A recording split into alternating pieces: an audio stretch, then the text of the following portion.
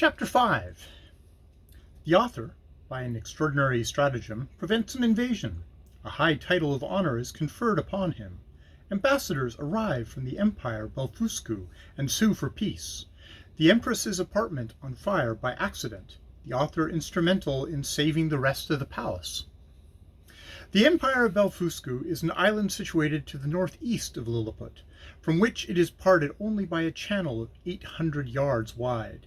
I had not yet seen it, and upon this notice of an intended invasion, I avoided appearing on that side of the coast for fear of being discovered by some by some of the enemy ships who had received no intelligence of me, all intercourse between the two empires having been strictly forbidden during the war upon pain of death, an embargo laid by our emperor upon all vessels whatsoever. I communicated to His Majesty a project I had formed of seizing the empire enemy's whole fleet, which, as our scouts assured us, lay at anchor in the harbor, ready to sail with the first fair wind. I consulted the most experienced seamen upon the depth of the channel, which they had often plumbed, and told me that in the middle of the high water it was 70 glumgluffs deep, which is about 6 feet of European measure, and the rest of it 50 glumgluffs at most. I walked towards the northeast coast, over against Belfuscu, where, lying down behind a hillock, I took out my small perspective glass and viewed the enemy's fleet at anchor, consisting of about 50 men of war and a great number of transports. I then came back to my house and gave orders, for which I had a warrant, for a great quantity of the strongest cable and bars of iron. The cable was about as thick as a pack thread, and the bars of the length and size of a knitting needle. I trebled the cable to make it stronger. For the same reason, I twisted 3 of the iron bars together, bending the extremities into a hook. Having thus fixed 50 hooks to as many cables, I went back to the northeast coast, and, putting off my coat, shoes, and stockings, walked into the sea in my leathern jerkin, about half an hour before high water. I waded with what haste I could, and swam in the middle about 30 yards till I felt ground. I arrived at the fleet in less than half an hour. The enemy was so frightened when they saw me that they leaped out of their ships and swam to shore, where there could not be fewer than 30,000 souls. I then took my tackling and fastened a hook to the hole at the prow of each. I tied all the cords together at the end. While I was thus employed, the enemy discharged several thousand arrows, many of which struck in my hands and face, and besides the excessive smart, gave me much disturbance in my work. My greatest apprehension was for my eyes, which I should have infallibly lost if I had not suddenly thought of an expedient. I kept, among other little necessities, a pair of spectacles in a private pocket, which, as I observed before, had escaped the emperor's searchers. These I took out and fastened as strongly as I could upon my nose, and thus armed went on boldly with my work, in spite of the enemy's arrows, many of which struck against the glass of my spectacles, but without any other effect, further than a little to discompose them. I had now fastened all the hooks, and taking the knot in my hand, began to pull, but not a ship would stir, for they were all too fast held by their anchors, so that the boldest part of my enterprise remained. I therefore let go of the cord, and leaving the hooks fixed to the ships, I resolutely cut with my knife the cables that fastened the anchors, receiving about 200 shots in my hand and face. Then I took up the knotted ends of the cable to which my hooks were tied, and with great ease drew 50 of the enemy's largest men of war after me. The Belfuscians, who had not the least imagination of what I intended, were at first confounded with astonishment. They had seen me cut the cables, and thought my design was only to let the ships run adrift or fall foul on each other. But when they perceived the whole fleet moving in order, and saw me pulling at the end, they set up such a scream of grief and despair as it was almost impossible to describe or conceive. When I had got out of danger, I stopped a while to pick out the arrows that stuck into my hands and face, and rubbed on some of the same rubbed on some of the same ointment that was given me at my first arrival, as I have formerly mentioned. I then took off my spectacles, and waiting about an hour till the tide was a little fallen, I waded through the middle with my cargo and arrived safely at the royal port of Lilliput. The emperor and his whole court stood on the shore, expecting the issue of this great adventure. They saw the ships move forward in a large half moon, but could not discern me. Who was it? Who was up to my breast in water? When I advanced to the middle of the channel, they were yet more in pain, because I was under water to my neck.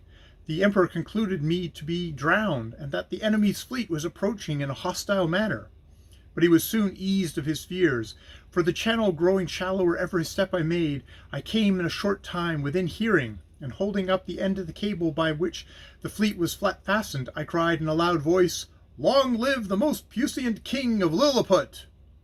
This great prince received me at my landing with all possible encomiums, and created me a nardak on the spot, which is the highest title of honor among them. His Majesty desired I would take some other opportunity of bringing all the rest of his enemy's ships into his ports, and so unmeasurable is the ambition of princes that he seemed to think of nothing less than reducing the whole empire of Belfuscu into a province and governing it, by a victory of destroying the big Indian exiles and compelling that people break the smaller end of their eggs, by which he would remain the sole monarch of the whole world. But I endeavored to divert him from this design by many arguments drawn from the topics of policy as well as justice, and I plainly protested that I would never be an instrument of bringing a free and brave people into slavery. And when the matter was debated in council, the wisest part of the ministers were of my opinion. This open, bold declaration of mine was so opposite to the schemes and politics of His Imperial Majesty that he could never forgive me. He mentioned it in a very artful manner at council, where I was told that some of the wisest appeared, at least by their silence, to be of my opinion, but others, who were my secret enemies, could not forbear some expression which, by side wind, reflected on me. And from this time began an intrigue between His Majesty and a junto of ministers maliciously bent against me, which broke out in less than 2 months, and had like to have ended in my utter destruction. Of so little weight are the greatest services to princes when put into balance with a refusal to gratify their passions. About 3 weeks after this exploit, there arrived a solemn embassy from Belfuscu, with humble offers of a peace, which was soon concluded upon conditions very advantageous to our emperor, wherewith I shall not trouble the reader. There were 6 ambassadors with a train of about 500 persons, and their entry was very magnificent, suitable to the grandeur of their master and the importance of their business.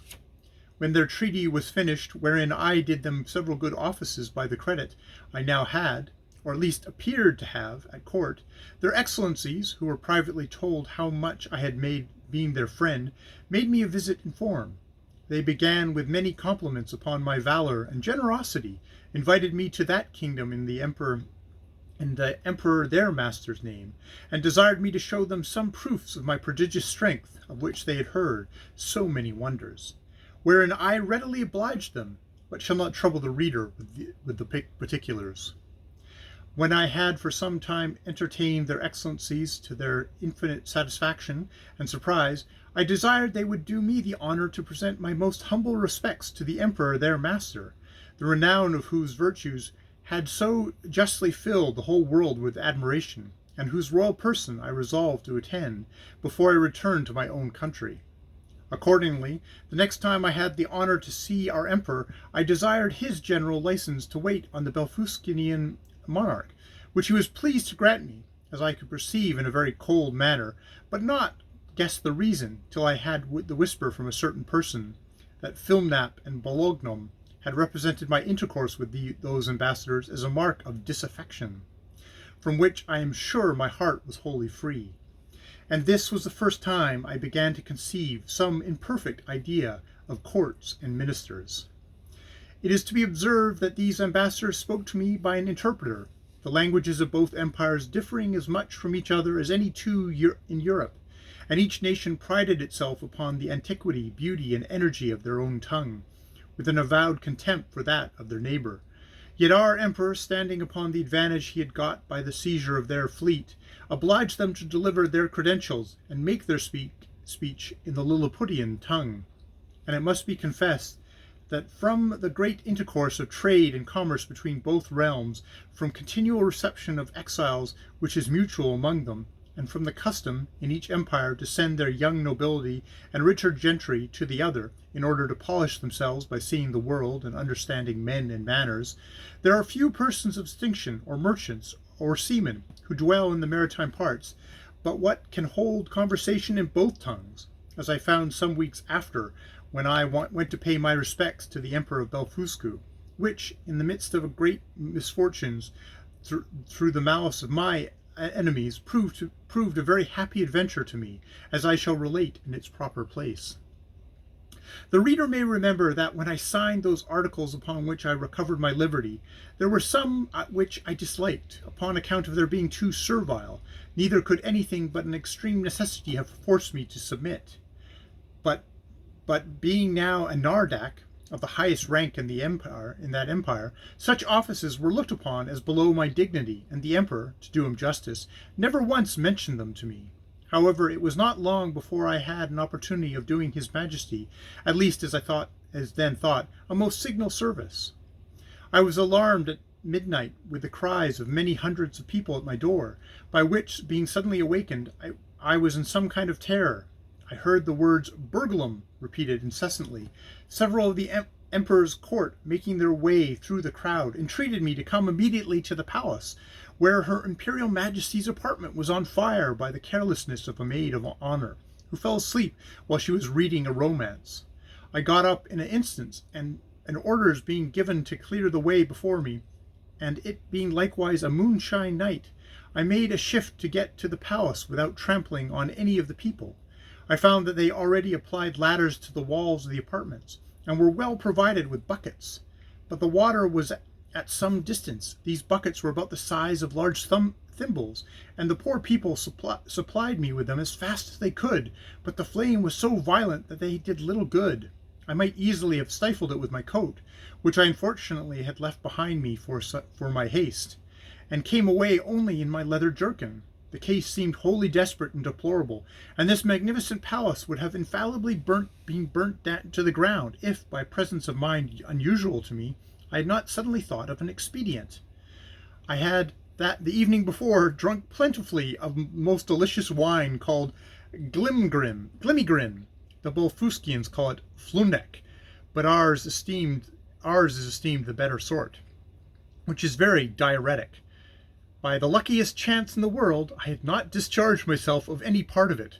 The heat I had contracted by coming very near the flame and by laboring to quench them made the wine begin to operate by urine, which I voided in such a quantity and applied so well to the proper places that in 3 minutes the fire was wholly extinguished, and the rest of that noble pile, which had cost so many ages in erecting, preserved from destruction.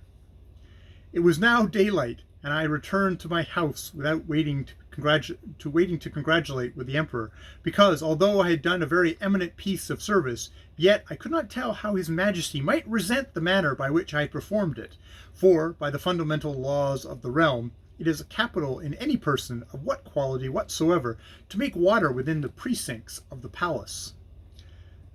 But I was a little comforted by the message from his majesty, that he would give orders to the grand judiciary for passing my pardon in form, which, however, I could not obtain, and was privately assured that the empress conceived the greatest abhorrence of what I had done, removed to the most distant side of the court, firmly resolved that those buildings should never be repaired for her use, and in the presence of her chief confidants could not forbear vowing revenge.